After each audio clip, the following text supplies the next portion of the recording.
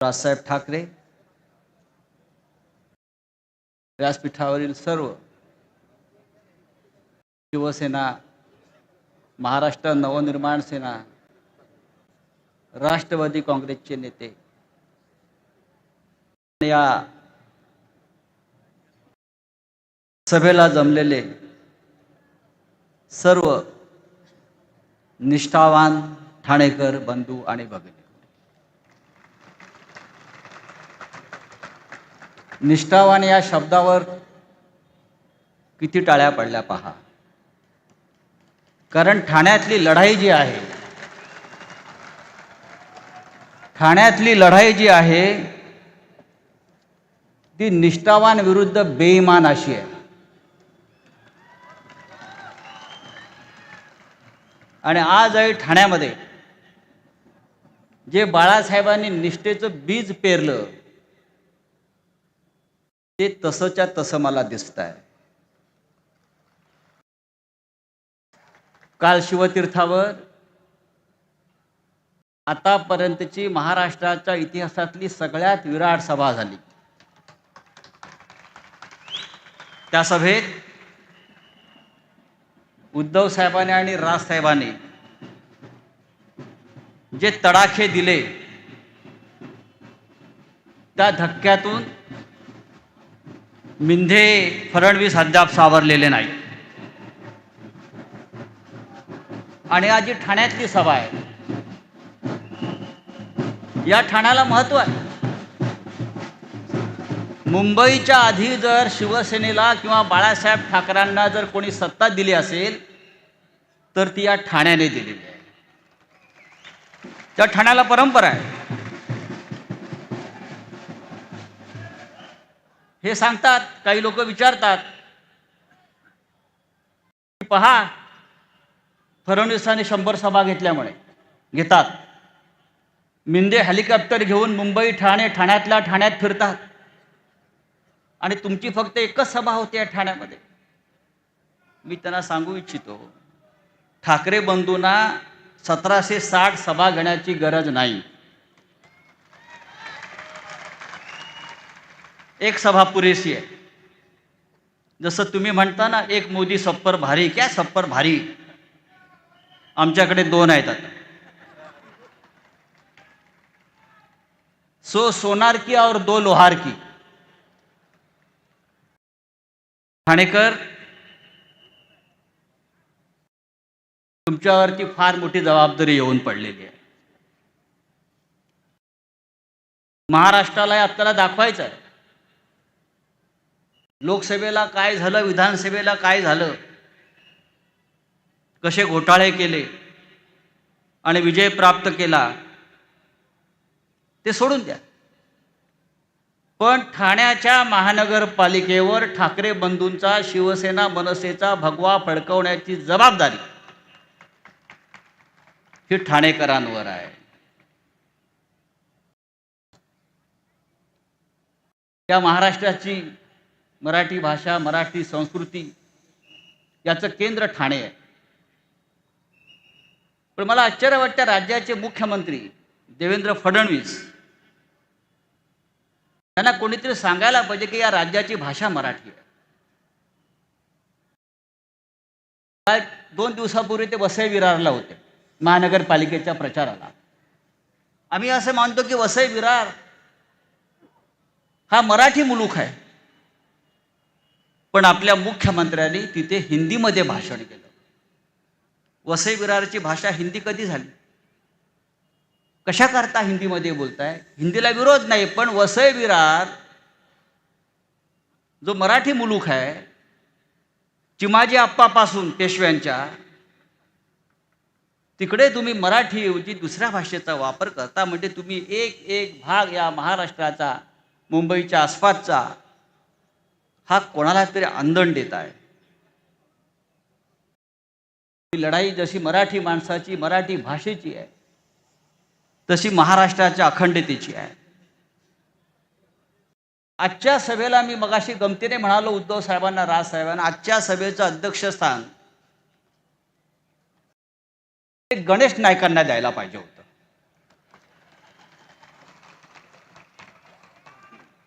गणेश नाईकांना आज आमंत्रित करायला पाहिजे होतं आजच्या सभेला. कारण गेल्या काही दिवसापासून गणेश नाईक जे भाजपचे मंत्री आहेत ते ज्या प्रकारचे फटाके फोडतायत इकडल्या बेईमानांच्या खुर्चीखाली, त्याचा आपण सगळ्यांनी गांभीर्यानं विचार करण्याची गरज आहे. गणेश नाईक म्हणतात, भाजपचे मंत्री, मला माझ्या सृष्टीने परवानगी दिली तर नवी मुंबईत मी एकनाथ शिंदेचा टांगा पलटी करीन आणि त्याचे घोडे फरार नाही ते बेपत्ता करीन. हे कोण म्हणताय? तर फडणवीसांच्या कॅबिनेटमध्ये भाजपचे एक वरिष्ठ मंत्री म्हणतात. माझं गणेश नाईकांना आव्हान आहे, आपण सुरुवात केलेलीच आहे भ्रष्टाचाराविरुद्ध लढण्याची. भ्रष्टाचारांचा आणि बेईमानांचा टांगा पलटी करायला कोणत्याही हायकमांडची गरज लागत नाही. हा विषय महाराष्ट्राच्या हिताचा आहे. तुम्ही नवी मुंबईत टांगा पलटी करा, मुंबई ठाण्यामध्ये उद्धव साहेब आणि राजसाहेब त्याचा टांगा पलटी करतील.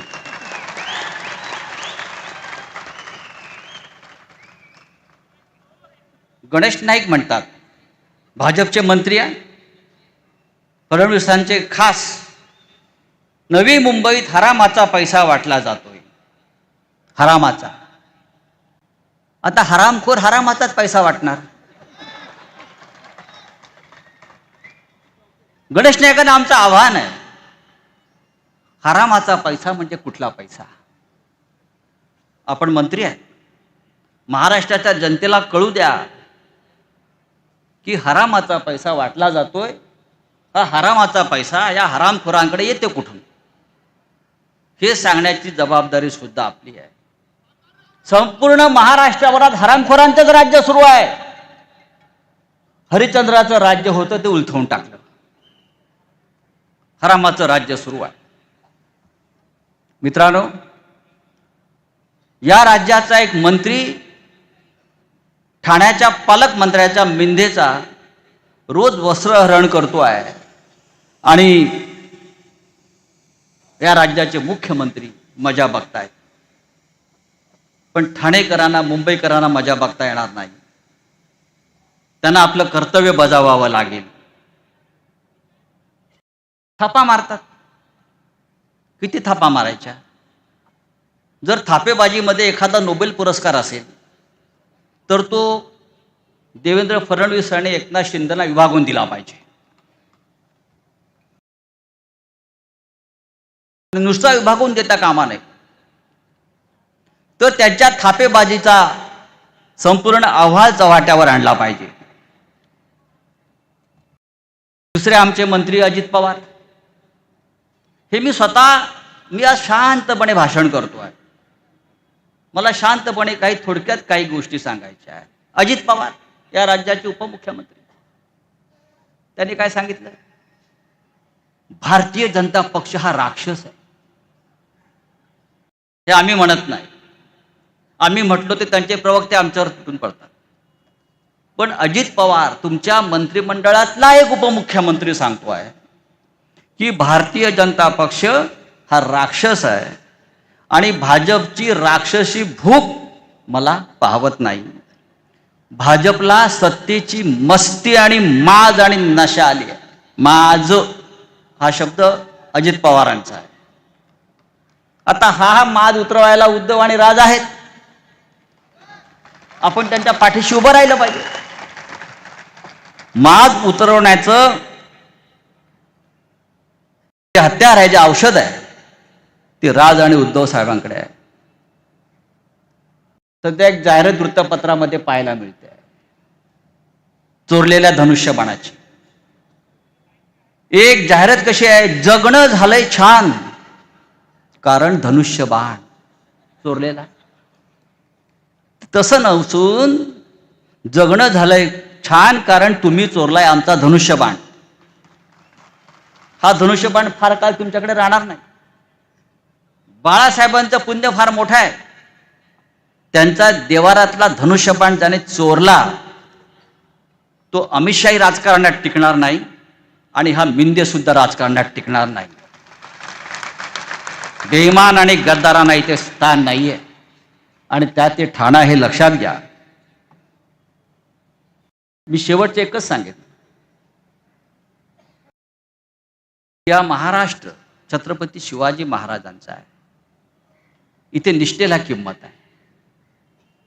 इथे कोणत्याही प्रकारच्या गद्दारीला स्थान मिळणार नाही. आज जे गद्दार महाराष्ट्राच्या सत्तेत आहेत, ठाण्यात आहेत, त्यांना विचारलं पाहिजे, ठाण्यातच प्रश्न विचारला पाहिजे. तुम्ही आमच्यावर आरोप करता ना, मुंबई महापालिका, अमुक महानगरपालिका. ठाण्याची महानगरपालिका खड्ड्यात कोणी घातली? सगळ्यात जास्त टेंडरबाजी आणि कमिशनबाजी कुठे झाली असेल महाराष्ट्रात, तर ती या ठाण्याच्या महानगरपालिकेत झालेली आहे.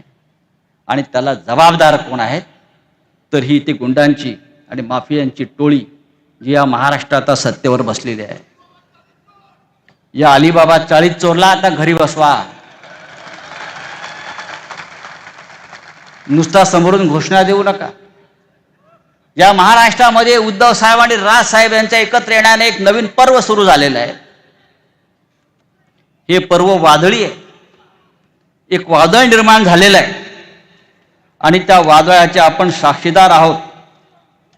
हे वादळ नुसतं घोंगावत नाही आहे, तर हे वादळ तडाखे देत आहे. काल संभाजीनगरला हे महाशय होते, ठाण्यातले उद्धव साहेब. काल संभाजीनगरला, परवा हे महाशय संभाजीनगरला प्रचाराला गेले आणि त्यांचं स्लिप ऑफ टंग झालं. काय टंग ऑफ स्लिप काय म्हणता तुम्ही, ते स्लिप ऑफ टंग झालं. काय बोलले?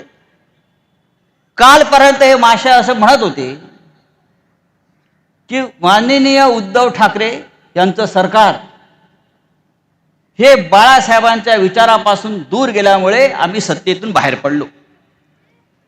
पण त्यांचं कालचं भाषण ऐका. ते असं म्हणतायत कालच्या भाषणात, 2022 साली